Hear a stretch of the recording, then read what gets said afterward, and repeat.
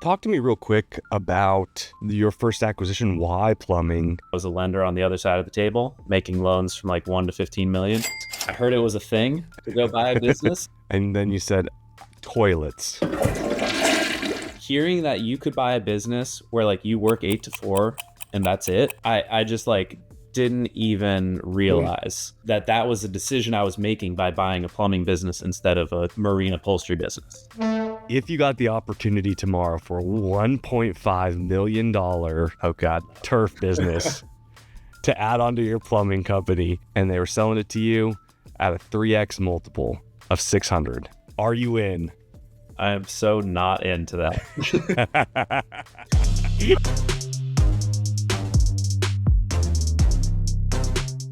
Welcome back to Jackcquisitions, the one and only place where you get your acquisition information.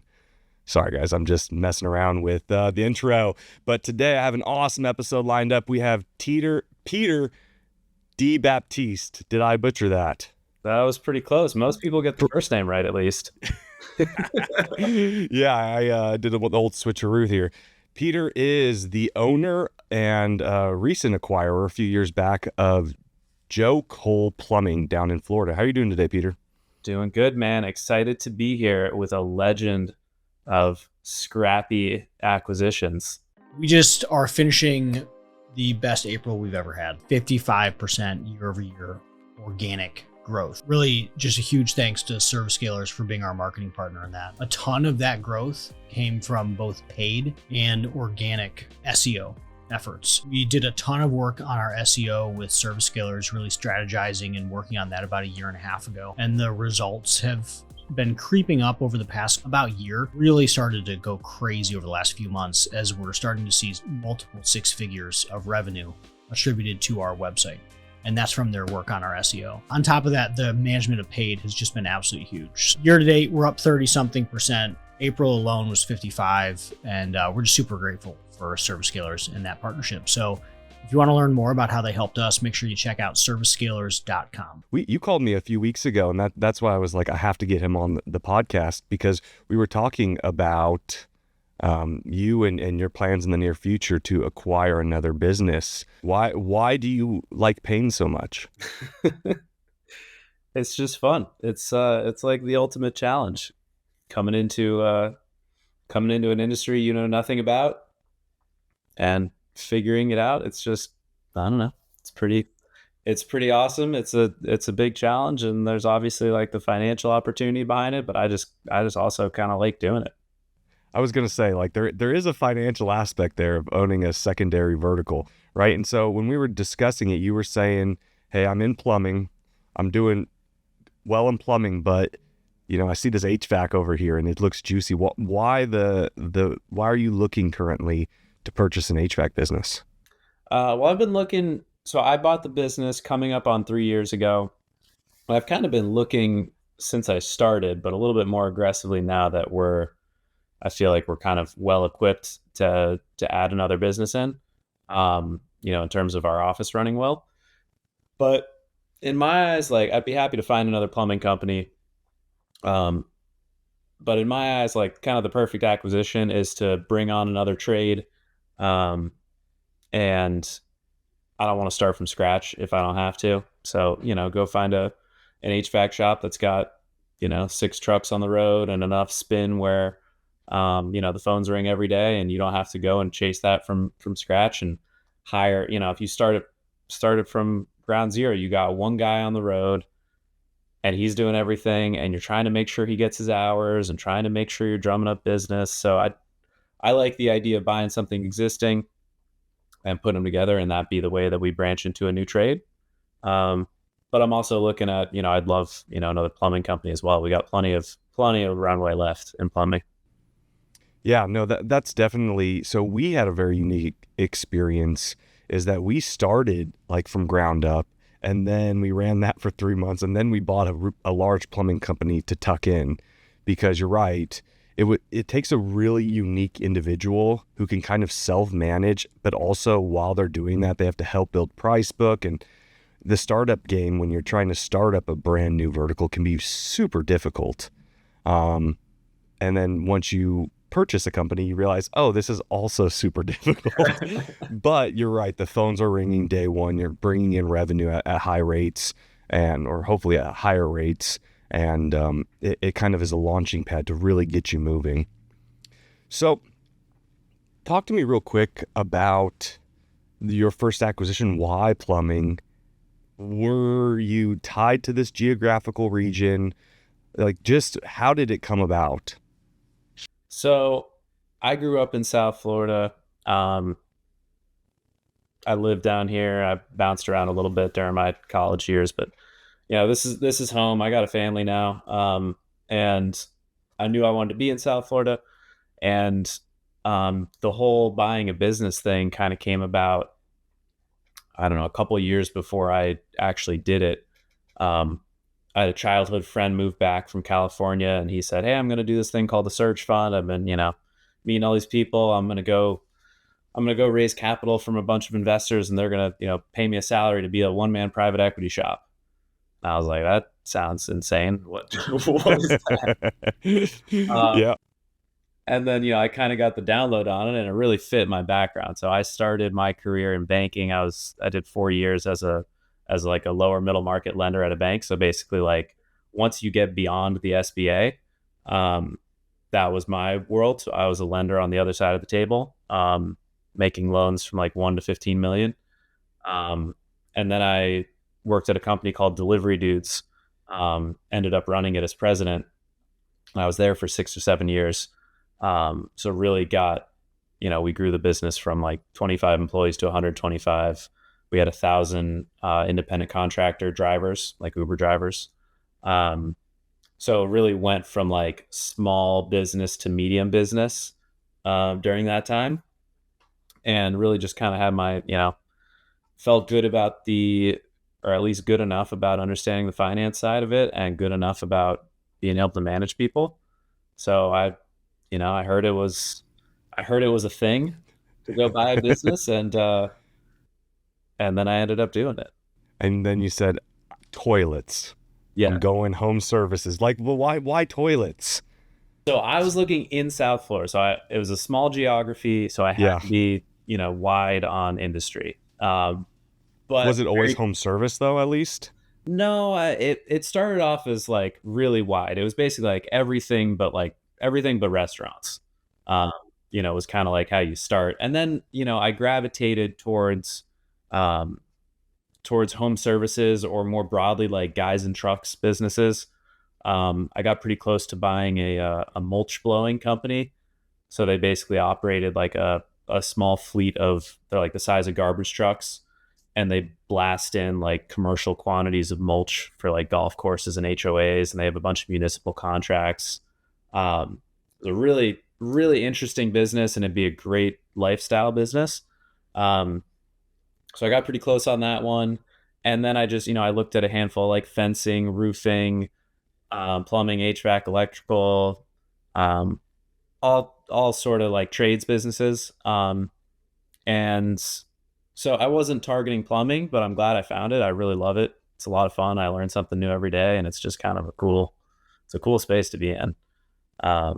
So that was the irony is everyone in HVAC and HVAC. Now that I've done HVAC, plumbing, and electrical, we do a little bit of electrical, not that much. But point being is all the electricians and the HVAC guys are like, "Hey, we'll do anything you want, Jack, except plumbing," because there's a huge stigma right there. It's like, "Hey, I'm not going to touch a sewer drain." Like, it's just not that they're below it, just like, "Hey, there's a different breed of plumbers." I love plumbers, but it is a different breed, and I've had to run some of those calls, and yeah, it's as bad sometimes as they say it is. There was a great tangent, but there's a big like plumbing community on Instagram. Like Boston Plumbing Monsters is this guy, and he started this whole debate last year of like drain cleaning's not plumbing, and the whole like plumbing influencer community was like fighting about does drain cleaning count as plumbing? Like, are you a plumber if you clean sewers? Yeah, right. Even the plumbers don't want it. Too funny. So let me ask you a question. Now that you've been in the business of, hey, buying businesses, you've seen a ton of businesses. How long was that search? Just real quick. I did it, I think, about as fast as you could do it. Mine was 9 months start to finish. No, that's not. I mean, that's a good, healthy search in my mind, because that's around where mine was. I started, and it was about 7 or 8 months later we closed as well, or we found the business, and then 2 months later we closed. So probably, yeah, almost a year total. But you've got to see the gambit of everything from. I'm bet, knowing you, that you looked at a CIM on a restaurant, just at least one. Oh yeah. Yeah, of course. There was like the chain. Yeah. Yeah, mine was a breakfast joint, and it was back in Napa where I lived, and I was like, it looks so good. But I mean, we were looking at things from breakfast places to lumber brokers to, the whole thing. I almost bought an appliance repair business that was beautiful. I still love it. Still talk to the old owner today. But that being said, now that you've seen so much, what is your dream business? I mean, I like my business, but when I talk to people who are getting in and, starting to look for businesses, like my big push, there's a couple factors that people don't talk about as much and that I certainly didn't give enough points to.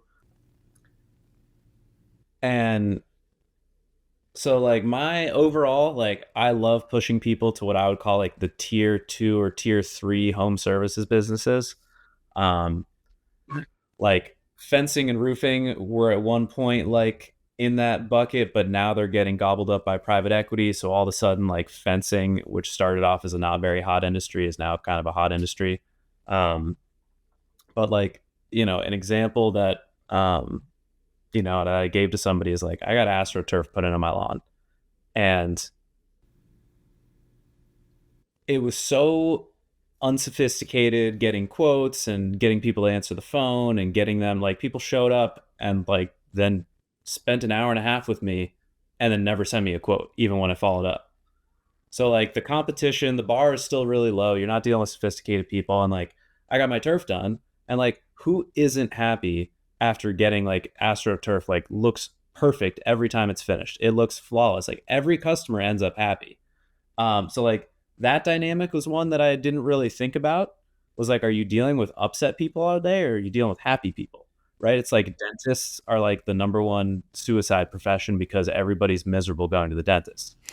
And it's you're dealing with people are sad to see you. So yeah. It's kind of, and in plumbing, it's all emergencies. No one's a catch-22. Because at the end of the day, unless you're upgrading somebody's system, for the most part, you're just taking their money to make their house work the way it did 24 hours ago. I think of us, Peter, first off, how dare you? Second off, I think of us as heroes to people's houses. So maybe that's why I'm always so happy, is because we come in, you've been sitting in the heat for 24 hours. Yeah, you have to pay some money, but we come in, back up and running. Happy.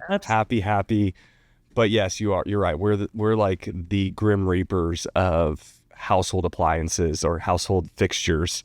Is you only call us when your sewers are overflowing, your toilet isn't working, or your house is too hot or too cold. Yeah. And I definitely get that. But let's talk more about this tier 2, tier 3, some examples of this, because it's an interesting perspective that I know I didn't think about when I was first getting into it. I went right for where private equity was going because I figured, hey, that's where the tailwinds will be. But you're saying, hey, now that I'm in one of these spaces, you're looking more at these kind of increased fragmentation. There's maybe some less sophistication, less tools. And so what are some great examples? You said turf business, which is I would say tier 1 would be just commercial and residential landscaping, right? And tier 2 is specifically all you do is turf. Yeah, and specifically the guys that I was interacting with only do turf for residential homeowners, not new construction projects, right? Mm-hmm. And so another, I'll give you an example, and this is an even bigger factor that I really underappreciated. So I had my friend who introduced me to this space, he bought a home healthcare business a year before I did. And his phone rings on the weekend, hey, your nurse didn't show up. My grandma needs help. His business is 24/7. Plumbing is 24/7. I've got a lot of people, so thankfully I'm a little bit less 24/7 than I was when I started, but like it is all emergencies all the time.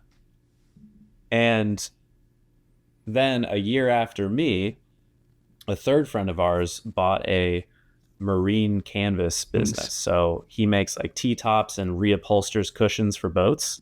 Yeah. And that, it was a really small one. It was like, people talk about buying a job. Like he was buying a job. It had like 1.5 employees. But after a little while, I was like talking to him and I was like, oh, hey, so like, what do you do? What do you do for after hours stuff? And he's like, what are you talking about? I'm like, well, what, like, he's like, my day ends at 4:00. He's like, there is no problem that anyone has desire to have handled after hours. He's like, I go in and I leave and no one's complaining if their thing is delayed by a day. Like, and it just blew me away because I was like in the business for so long, working so many hours. And I was like, what do you mean your phone doesn't ring at 8 p.m. on Friday night? And he's just like, yeah, like it's just a low stress business. Like everybody's chill. Yeah. And it blew me away. Like, what do you mean there are no emergencies? So I think like that is one that definitely isn't, everybody says like, shadow the owner for a day, like get to know. And like, I knew that the guys I was buying it from worked a lot, but man, I just like hearing that you could buy a business where like you work 8 to 4 and that's it. I just like didn't even realize that was a decision I was making by buying a plumbing business instead of a marine upholstery business. I think that actually, right, that's an entire industry that I think fits your theory of these tier 2, tier 3 businesses really, really well, is when you go and you look at canvas businesses, right, where homeowners are putting up shade structures or playgrounds are putting up shade structures. It's this really niche market, even businesses, right, restaurants, they want the shade on the front or the shade on their back patio. I could see that would maybe be a small emergency service component, but it's nowhere near what you would see in kind of a home service business. I remember looking at a few of those. The numbers are great, as well as I also looked at a marine canvassing business in the Gulf a long, long time ago, but they focused more on sail repair. So they would do sales and repair on sails. And I always just imagine you rip a sail, you buy a new one, but obviously they're so expensive that they go through and they stitch them up and make them look nice and everything. So really interesting businesses. And I think that those transcend outside of those kind of quirky ones too. Cause like I view that, and we've been trying to do something like that in our business from a startup perspective. We tried to buy a tier 2 recently, but the guy wanted way too much. But I look at that. We have one locally called the Hot Water Heater Pros. And you might love that because there's no such thing as a hot water heater. It's just a water heater. The hot is a unnecessary word, but from an SEO perspective, the guy knew what he was doing. That's hilarious because every plumber is like, that guy doesn't know his stuff. And he's over there just like, who cares? Yeah, but from a tier 2 perspective, all he does is water heater, low margin, high volume. They focused all on marketing, and it's all brand marketing because like you need a hot water heater, you go to the Hot Water Heater Pros. You don't call a plumber, you call them. And they do decently well in our area, and they don't have to spend very much money at all on marketing, which is extremely nice. And from a water heater perspective, I've seen that more often than not as people, I heard an ad from Southern California the other day on my Pandora, which was the Repipe Boys or something like that.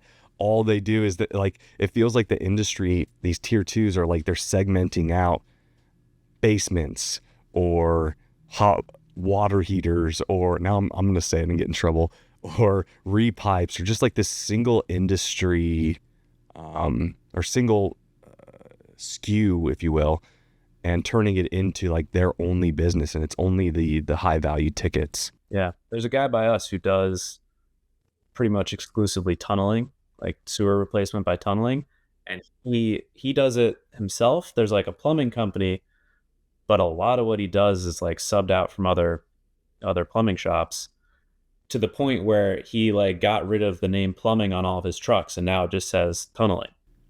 Yeah, like Bob's Tunneling. I don't know if I would love to be in that business, um, but it kind of follows that same thing. Like, yeah, you find your little thing, and you're not in like, a multi-billion-dollar total addressable market, but talk about having your lifestyle business, and there's a lot of weird ways to get there. What's the downside of buying a tier two though? I mean, I have something in mind, but I'm curious what you think the downside would be. I think the downside is scale. You can only get so big, and the downside is exit opportunities, because if you don't have scale, who wants to buy it for a crazy multiple? HVAC is enormous. It's fragmented. It has like recurring revenue components, all this stuff. It checks a lot of boxes. Um, so like, yeah, people are going to go and pay double digit EBITDA multiples for it. And because you can grow it so big, and you can grow it through, crazy acquisition strategies. If you go find like the mulch blowing company or the marine upholstery company or whatever, like, yeah, you can turn one of those into a $10 million business, but like not 100. Yeah, definitely scale is an issue, especially for single SKU, right? Like American Leak Detectors actually is a great example of this. They had one of those fragmented tier two, and that was their thing. They would do leak detection for plumbing companies, and it went super well, right? They grew a huge brand, national brand, and then they had to scale. And so what did they do? They went and said, hey, not only are we going to do leak detection, but now we're going to do plumbing too. And so what happened to them is a very interesting case study. Is they got wiped out. Like we were talking to one of their main sales reps the other day, and he was saying, yeah, it's got really bad at some points, because as they tried to scale this tier two into a tier one again by doing tier one items, they lost their entire customer base, right? Because as a plumber, I'm not going to give them my work. They're going to undercut me, right? They're going to find the leak. They're already there. They're just going to sell the fix. I'm not going to call them anymore. And so you find that I think scale is a huge one. The other one that I have in mind, that becomes an issue really early on, is you can get crushed, absolutely crushed by large competitors. Like the tier one large competitors, they have the resources because they have scale. So they have, their marketing dollars could equal your top line revenue. And so, right, the mulch blowing business, for example, if you had a tier one ginormous landscaping company that owned South Florida, theoretically they could go and say, hey, we're doing mulch blowing now, and we're going to dump a ton of resources into this, couple $100,000, and now we are going to steal those contracts away from you, and we are going to be the new HOA owners. So it's an interesting dichotomy of it's good, but if I feel like if it gets too popular, right, someone's going to come in and try to sweep it out from under you. Yeah, Same with turf blowing. If you succeed, or turf you'll installing. start attracting more eyeballs to. Right. Yeah. It's like you just want to fly under the radar as a lifestyle business for years and years. Yeah. I mean, but the reality is, like, look around. Like, I don't know. Most of these guys have been doing it for decades. Yep. And don't seem to be going anywhere. Yeah, I say that, but I went through that exact thing at Delivery Dudes. We were a competitor with Uber Eats and DoorDash, and like, we were, outcompeted by people 1,000 times our size. So that was fun. I wouldn't want to do that again. Yeah, exactly. That was one of my fears about plumbing, was like, hey, there's this big wave in the industry, and like, are we on the, which part of the wave are we on? Are we about to be on the good part of the wave, or are we about to be on the bad part of the wave? Because at my last business, we missed the wave, and we were on the bad part of the wave, and it was super not fun for a while. Yeah, I mean, I think the waves are different though when it comes to home service industries, right? Yeah, they had like the same boom in the 1990s where PE came in, they grew big and crashed, and it took 20 years for the valuations to go ridiculous again. But all that being said, I mean, in that same time period, we had multiple $100 million businesses being formed, and like this giant influx into the industry, because it's not going anywhere. I don't view this as an Uberable.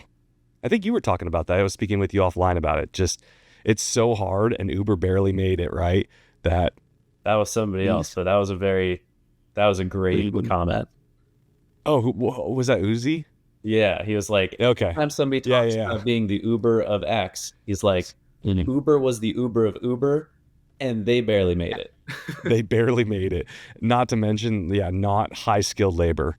One of the most common and expensive mistakes that I see in acquisitions in the home service space is not getting serious about accounting. Whether you're buying a business or you're already running one, you need the right financial partner to save you time, money, and headaches. That's why we partnered with AppleTree Business Services. They are a one-stop shop that'll help you get through the due diligence process, but then they'll partner with you after to help you out with payroll and bookkeeping and taxes. They know home services. They're fluent in tools like ServiceTitan and HouseCall Pro. If you're tired of the surprise tax bills or an accountant who ghosts you when you really need them, AppleTree's the upgrade you deserve. Listeners of the show can get a free tax and financial review, and if you're buying a business, they'll give you 10% off quality of earnings. Just head on over to appletreebusiness.com, talk to Patrick, click the link, let them know Jack sends you, and they will take care of you. Well, I have actually an old CIM, speaking of being on the market and looking at CIMs for a long time, that I'm out of my NDA on and I can talk about. So turf businesses, man. I'm excited to actually look at one in real time. I've never looked at one. I just liked the experience of getting my turf in, and I was like, all right, this will be good. I don't know if you've ever heard of some of my older podcasts, but dude, I like my version of turf is, I just wanted to drill wells. Like, I was a well driller because I was in California at the height of 2008 when it was like the biggest drought, and there was wells going in all over California, like, and it was just this giant gold rush. And me and my buddy were going to buy a rig and just start drilling wells, and we never did. He ended up getting his master's degree and then went and drilled wells, and I went off and did some facilities maintenance and worked in wineries. So much better choice on my end, but still, like, that's my turf, and that's what I always like asking people. Was there a boom and bust in the well business? Huge. Because the minute that it rained in California again, which was like circa around like 2010, 2011, I think it was when it finally got a huge storm that filled up all the aquifers and everything like that. But California has some really interesting agricultural laws around well drilling where they really don't have a huge permitting process, and the depths that you find water are extremely deep, so it's very, very lucrative, especially in the Central Valley where they're drilling like freaking 24-inch diameter wells, and it's like ridiculous amounts per foot, and you have to go down 1,000 feet. Whereas like Tennessee now, if I wanted to drill a well, I can go like over here, it's like 12 feet. Like the water table's not very, it may be 100, I don't know, but not very low comparatively. That's wild. That's like some serious blue collar work. Yeah. Like, what is the HVAC is like the white collar of blue collar? That sounds like the blue collar of blue collar. Yeah, it definitely was. But as like a 20-year-old, right? It was me and my buddy, and we were hard workers, and like we always went to the gym together. We're like, yeah, let's just go put some pipe in the ground, and like we'll do all the welding ourselves. And so, I mean, it was exciting stuff at the time. And we raised it. Well, we didn't raise it because it didn't hit the account, but we had people who were willing to move forward with it if we were going to. But he backed out last minute, went and got his MBA because he was worried about being a blue collar boy. All right, so like that is just, to me, that's like the number one statement I have of this whole thing is like, you can just do whatever you want. Like, and that's the thing that like didn't really, like took a minute to click. Like after I bought the business, I like kind of went and rewinded in my head, and I was like, what just happened? Like, how did I just buy a business? I think when I closed, we had like 32 employees. I'm like, I know nothing about plumbing. And I did not put in much of my own money. And like somebody was willing, like the grownups at a bank were willing to like let me do this. Like it felt like I should have been asking somebody permission, but instead it was just like I decided I was going to do it and I did it. And that's just like exactly what you're talking about with the well. Like you were just going to do it. Like Yeah. You ever drilled a well before? Nope. Beautiful. But yeah, that's what it is, man. That's the fun part about life, right? Is you can just go out and do things, and sometimes it works and sometimes it doesn't. But awesome. So this, I'm not going to say names. I'm pretty sure it's probably already closed already, but this turf business, artificial turf business out of Florida, I picked one out of Florida for my boy Peter here, so that if you want to go close on this later, you can, except it's probably already closed. 60% residential, which, that's what your experience was. But of course, with turf and with almost all home service businesses, there can be a commercial aspect to it, right? Sometimes even an industrial aspect. You look at roofs, you could do residential roofs, but you could also do commercial roofs, vastly different companies. Same with HVAC, you could do residential HVAC, you can do commercial or industrial HVAC, vastly different products. And so this is interesting. They did 60% residential, and then they did 15% commercial, which looks like office complexes, public areas, and rooftop gardens. So rooftop gardens was pretty interesting to me. I didn't realize that was such a market, but it kind of makes sense if you were closer to, the Miami area or, where all the condominiums are, that would be a thing, especially for dogs, right? Yeah, if you live in a condo, have a dog, And then the last 25% was stadiums, golf courses, and schools, which is cool. So really, really big mix of commercial, kind of sports oriented, and then residential. That's interesting that it's such a small piece, because I would guess the dollar amounts on that are huge. Like if you're doing like a football field or whatever, I'm guessing that's like if you're doing a school or a stadium, like that's going to be like huge dollar amount. Huge dollar amount, low margin. My guess, though, is like how many houses are there in comparison to schools that are putting in turf? True. Right? So you might get 1 or 2 a year, maybe 5 or 10 a year, but you're doing at the same time hundreds of houses. So even though it's 25% of the market, I bet it's a really small, like actual customer concentration. It's probably, 3 or 4 customers. They're probably GCs that you're building schools with them, right? So super interesting. I found that kind of beyond just the residential push, I found that to be really interesting. They were, let me see, I want to say 800 in top line revenue. Oh, geez. That's a real, 800. Yeah, that's a real. It's a job. Yeah. Oh, no, sorry, 1.5. 1.5 in top line, 40% gross margin, which also surprised me, and about 10 to 14% in EBITDA. So gross margin surprised me. EBITDA is kind of in line with any home service industry. So that one actually didn't. Well, that's interesting, because if you're making 40% gross margin, I wonder if that's after labor. Like, what are your other expenses other than yourself? My guess is a big portion of it's still marketing. They do a lot of Facebook marketing. That was what I was told when I was working with them, is like Facebook was the key driver, more so than Google, more than LSA. And I found that to be really surprising. But it makes sense because it's such a visual product, right? Like you said, you walk out and you're like, oh, I'm really happy because it's so clean and nice, and it always stays clean and nice. But that's you know what I mean? It's like a visual aspect to something that, you see the pretty picture of it and you're like, oh, you can't. I mean, yeah, if you're searching for it, you're searching for it. But yeah, I'm sure there's a little bit of the, like, I'm sure there's a marketing term for it, like building the desire.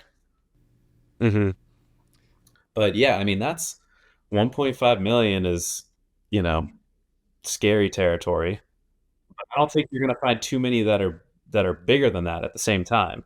Well, that's exactly what I was just going to say. Is I went before we did this episode, and so to ruin the fourth wall and to everybody who's listening's idea of what we do on this show, we knew we were going to talk about a turf company prior, but I went on BizBuySell and I looked at a few of these too, and Yeah, there was like one that was bigger than this one, and it was Dallas, 4.5 million, still for sale.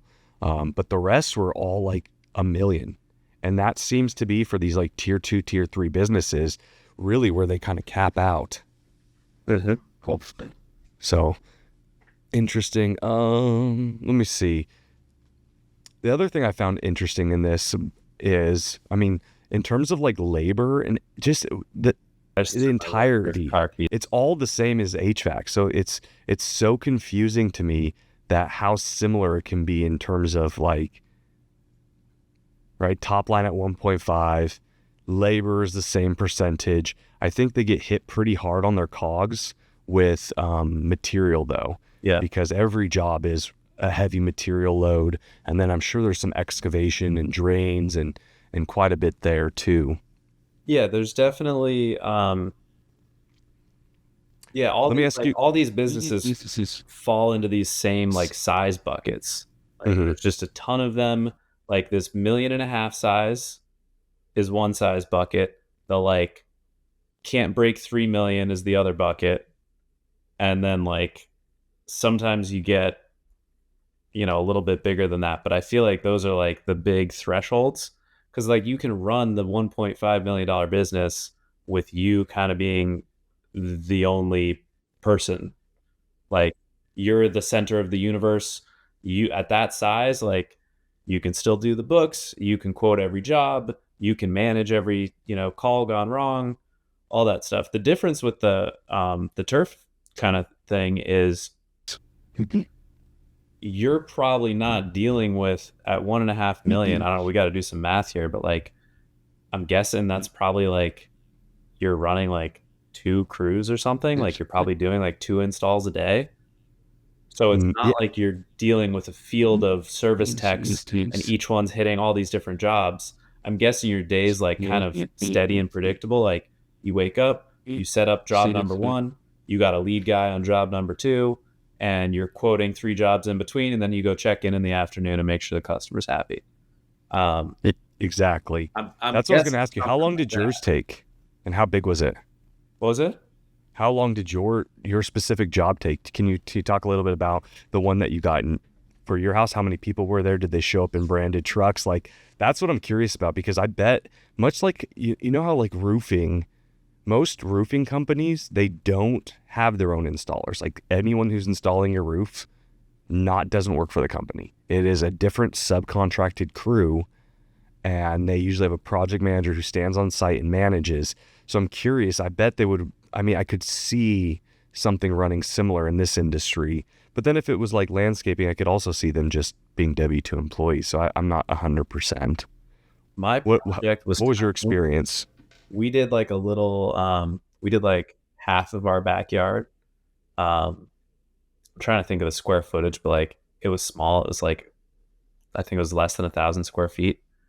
And I don't think they had branded trucks. Like, you know, it was a decent brand, you know, like professional looking stuff. I don't think it came through on like a House Call Pro or any type of software, but it was like, you know, professional looking business cards and stuff. I don't think anybody had remotely sophisticated apps or anything like that. Nobody did they turn around an iPad and say, hey, here's your options? But I did a fence job, I'll tell you about those. That went like that. But the turf thing, I don't think they had branded trucks or anything like that. And it was just like 6 dudes one day. Like just like 6 dudes working like 11 hours, hammered it out. It was, you know, it was pretty impressive. That's a lot. I was expecting more of like a 2-man crew to knock that out, but 10, I guess they have to rip out all the grass. Did they have to drive an excavator or some kind of mini backhoe or something like that to No, I don't clear think it the was ground? big enough, and the grass was already removed. Okay. But now I'm wondering, are we going to do some unit economics on this? Well, that's what I'm trying to figure out, Because right? they didn't have it. It wasn't 6 guys there the whole time, but they was there in the beginning. Like they were getting it like cleared out. Maybe some of them went to do something else after. Well, like you said, I wouldn't be surprised if they're running 2 crews and then just like in HVAC or just like in plumbing, you do have like a crew is not consistent of all equal people. Some of them are better at, tear out, demo, rough in, finish work. And so I'm wondering, like, I need to dig into this more. I'm wondering if the turf business has a rough in, a tear out, and a finish crew that comes in and really keeps it nice. I'll have to talk to a supplier. No, they might. I'm sure, because like the demo work, is probably, you're probably demoing and grading with a machine, especially like, again, my project was small, but my project, so it was about 1,000 square feet. And I think it was about $6,000. And so I just did 60 hours of labor at $20 an hour, and that's $1,200. So it's exactly 20% labor cost. And then your material cost is probably another, 30%, and that gets you to a 50% residential margin. Mm-hmm. That's probably what they're doing, right? You're probably doing like a 50, maybe 55% residential margin, and then the commercial stuff is probably, 40. Yeah, and probably equal. 35. It pulls you down 35 to 38 and pulls you down because it's a high ticket on a blended. Yeah. Super interesting. So the big question, if you got the opportunity tomorrow for a $1.5 million turf business to add onto your plumbing company that did 40% margins at 14% EBITDA, so $210K, and they were selling it to you at a 3x multiple of 600. Are you in? I am so not into that. I think like but someone is. This is like a good exercise though, because like I'm a little bit of a hypocrite here, because I also preach big time, like buy lots of revenue. Like sure, EBITDA is great, but like buy lots of revenue. And I think is like one of those things where like if you have 1.5 million of revenue, like you just have no wiggle room to do anything. But I say that at the exact same time as I encourage people to like look at oddball small stuff where you could come in and just work really hard, and it's almost like a blend of a startup. Like if you go buy this business for 500 grand or something, like that's not like life ruining money if something goes wrong. You're buying it at a low multiple, and like so you can just kind of like throw your energy at it and a little bit of like bootstrap a startup energy, and you could turn this 1.5 million into something serious. So I don't know. I kind of like wear both hats on that. Yeah, my problem is for 1.5 million though, the EBITDA margin is too low for me. So at 14%, like that's a lot of expenses that are hitting the bottom line, which I'm having trouble accounting for, because at a 1.5 evaluation, right, or 1.5 in top line, like realistically, your EBITDA or your SDE should be a little bit higher, unless you really did have all the systems in place and you're paying quote unquote for the service titan of turf, and you know what I mean? So there's not much room with 240 in EBITDA to, if something goes wrong or a downturn, or if you want to replace yourself with an operator, or you want to do any of these growth activities, like it really is scrappy. Yeah. But that's why like you can't pay 3x for that. You got to pay like 1.5 to 2. Unless you own a landscaping business and it's a tuck-in, then go for it. There you go. All right. The question I used to ask John when we used to do these that I loved, it's one of my favorite questions, is on a 1 to 10 scale, 1 being a super easy business to operate and 10 being plumbing. No, I'm just kidding. 10 being like a really difficult business. How hard do you think it would be for somebody, like if you bought this business before you bought the plumbing business, how hard do you think this business would be to run successfully? I don't know if it's like a grass is always greener thing, but I think like this falls into like this category. Like there's not that much going on in AstroTurf compared to HVAC and plumbing, right? Like there's no engineering happening, like, so I gotta imagine like if plumbing and HVAC is like a 7 out of 10, this has got to be like a 3 or 4, because I think you can, and here's why I say that. I think landscaping's probably pretty hard because the labor pool is brutal. I think with this, because it's project based and it's higher ticket, I think you can get away with paying people more. Um, or if you do like a, say like performance pay model for installers that a lot of people are doing in our industry, like I think that's my hunch is you can get like good talent and pay them well because you're doing high ticket sales versus landscaping. You're doing like mow and blow, bottom barrel pricing. That's all your recurring stuff. So you got to hire guys for like minimum wage. Um, I think you can get like decent talent is my hunch. And I think like your day to day is just kind of like you set up a job, you quote another job, you wrap up the job. Now I think your day to day might be more than an 8 hour day every day.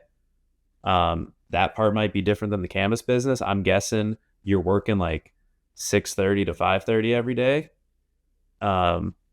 Right? You're always going to be starting before your crews. You're always going to be finishing after they wrap up.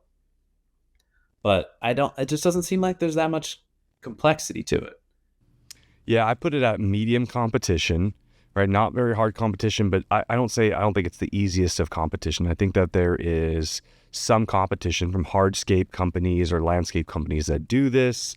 Like there is competition. It's not the PE, top tier, marking every keyword up to $600 to pay for each keyword difficult, but it's definitely something. So medium on competition, medium on labor pool, because like you said, they are a step above in skilled labor than just somebody who's doing blow and go. So that in itself makes it harder to find. But I don't think it is, hey, these guys are doing like really large excavation jobs or even hardscaping jobs where they're moving rocks around and planting trees and doing irrigation and doing lighting. Like this is just turf. So I think that's somewhere in the middle too. And then I love that it has a high price, high ticket, which can, you can do a lot with a high ticket point, especially for all jobs. And I'm sure there's a smaller service aspect where you go back and repair, fix, put new media down inside the grasses or inside the fake grass. So that's definitely part of it. But yeah, I'm going somewhere in the middle, like 4.5 to 5 on this one as well. I think that it's not going to be the easiest in the world, but it's not the hardest either. Good lifestyle business if you're young, especially, and you want to hustle and build something. I think that's right up the alley. Like you said, 500,000 is not going to end your life if it goes under, especially if you have a bunch of trucks and stuff. I mean, they'll liquidate and it'll suck. But yeah, that's where I'm sitting. And I think if you come into it and you just copy the like home services playbook in terms of advertising, in terms of answering the phone, in terms of outbounding, in terms of giving options in front of the customer and pricing live. Because I went through the same thing with like I had a little fence project and I had the full experience. You call 4 people, 3 of them show up, 2 of them give you quotes, even though you follow up nonstop with the third one, never gives you a quote. But the one guy who gave me a quote, like, did it on the iPad, priced it live, gave me 3 options with financing and pictures of what I was getting. And it was like the same price as everybody else. And like the other guy, like the guy came to my house, spent an hour and a half with me. And then I followed up with him 3 times over the course of 10 days. He never sent me a quote. Like, I don't know how that guy's in business. But like, if you take that mentality and you put that on turf, like you're going to close more than everybody else and you're going to be able to spend more on leads than everybody else. And I think that's like the secret sauce. Like there is a playbook already for this. You just need to, And that's for most tier 2 businesses. Like you said, fencing has become tier 1, roofing has become tier 1. They're all taking the same playbook and they're all starting to run with it. Very interesting. Awesome. Jack, so wait. Today, what business have you found that's like, I said a 3. 3 is not fair. It's probably a 5. What business is actually like a 3 or lower? I think the 3 or lower businesses tend to be, they're generally not in home services. But I think somewhere along the lines of if you were a very, very personable person and you were to get into something like lumber brokers, being a lumber broker, that is a very simple business, right? It's based on relationships, and it's based on your middleman who you're sourcing, specific types of lumber and specific pre-cut material, and then you're matching it up with builders, and that's who you're selling it to. And so if you have both of these relationships, or you can buy both of these relationships, and you're very, very friendly, outgoing, networky type, I think you can do really, really well there. And it's not overly difficult. The guy who I was interviewing for, he went into work at, he said, between 9 or 10. He had an assistant who did mostly everything for him. He had these relationships over a 30-year period. So he wasn't going out looking for more business. He was just ensuring that, the yellow pine that he bought got to the builder that wanted it at the time. And like, he had a really interesting niche market where he would sell pre-cut, the stair steps. I don't even know what that's called, but where the stairs go on. Yeah. Oh, stringers. And so he sold a lot of those pre-cut, and he sold them to from manufacturer to home builders. And so we had a huge Rolodex of these people. He had them calling him to get the wood, and then he would just call out as a middleman to the suppliers, give them that, and he'd leave at 1, go to the gym, and then go home every day. So he was like 9, 10 a.m. to 1 every day, and there was no overhead. That's what I was like, this is wild. Like, the overhead was his phone and his car. Yeah, it's like the weirdest ad backs. His gym membership, probably. Every other person in that industry is so stressed, right? Like, the manufacturer is stressed, the lumber producer is stressed, the builder is stressed, and then this guy's in the middle, just like, I don't have any inventory, I don't have any contracts, I don't have any, right? Yeah, it's like, sorry, there's no wood right now. Like, it's not my fault. Yeah, that's why. Yeah. And because I was talking to him too, close to after 2020, where like there was that big housing boom as well, and all like the material from China was scarce, and all the material in was scarce, just in general, housing material. So, I mean, maybe a time and a place, but also I think being a middleman in like the right business at the right time in the right place makes it for a really relaxed, easy business. Yeah. It also sounds like there were a lot of ones and zeros that were government service providers that we're learning about now. Sounds like that was the secret about right? a few years ago. Well, thank you, Peter, for coming on today. I really appreciate it. It's super interesting learning your perspective on, tier 2, tier 3 businesses, and why you think that they are optimal for buyers and have a lot of opportunity moving into the future.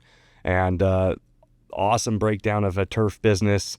I agree with you. I think that it would be a great business for either a tuck-in or somebody who's willing to hustle and figure out how to implement the home service playbook into it. If you like what you heard today, leave us a 5-star review wherever you listen, and head on over to ownedandoperated.com to get some more information. Appreciate it, guys.